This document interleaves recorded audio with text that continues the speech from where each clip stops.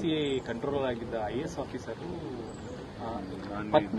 ನಾಪತ್ತೆ ಆಗಿದ್ದಾರೆ ಅನ್ನುವಂತ ನೋಡಿ, ಅದು ಮಾಹಿತಿ ಒಂದೆರಡು ದಿನದ ಹಿಂದೆ ಬಂದಿದೆ.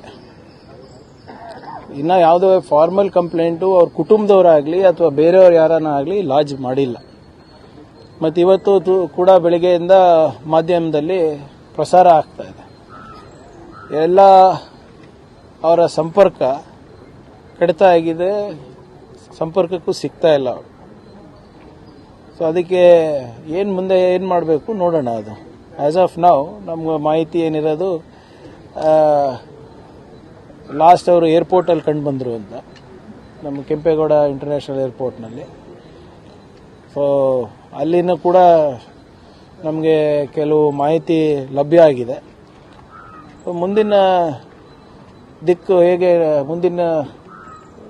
ದಿಕ್ಕು ನಾವು ಹೇಗೆ ನೋಡ್ಕೋಬೇಕು ಅಂದ್ಬಿಟ್ಟು ನೋಡ್ತೀವಿ. ಅದನ್ನ we are still investigating.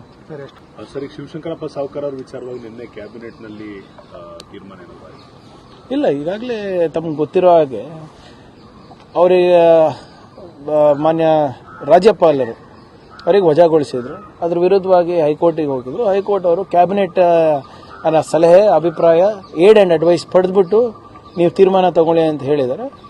So ಅದನ್ನು ನಿನ್ನೆ ಕ್ಯಾಬಿನೆಟ್ನಲ್ಲಿ ಚರ್ಚೆ ಮಾಡಿ ಈ ಎಂಟೈರ್ ಎಪಿಸೋಡ್ ಏನಿದೆ ನಿಮ್ಮ ರಿಕ್ರೂಟ್ಮೆಂಟ್ದು KPSCನಲ್ಲಿ ಆಗ್ತಾ ಇರುವಂಥ ಬ್ರಹ್ಮಾಂಡ ಭ್ರಷ್ಟಾಚಾರದ ಬಗ್ಗೆ ಸಾಕಷ್ಟು ಪಬ್ಲಿಕ್ನಲ್ಲಿ ವ್ಯಾಪಕವಾಗಿ ಚರ್ಚೆ ಆಗ್ತಾ ಇದೆ. ಮಕ್ಕಳ ಭವಿಷ್ಯದ ಜೊತೆ ಚೆಲ್ಲಾಟ ಆಡಿರೋದಂತೂ ನಿಜ. ಇದರಲ್ಲಿ BJPಯವ್ರ ಪಾಲೆಷ್ಟು, KPSC ಅಧ್ಯಕ್ಷರ ಪಾಲೆಷ್ಟು, ಇವೆಲ್ಲನೂ ಕೂಡ ಜನರು ಕೇಳ್ತಾ ಇದ್ದಾರೆ.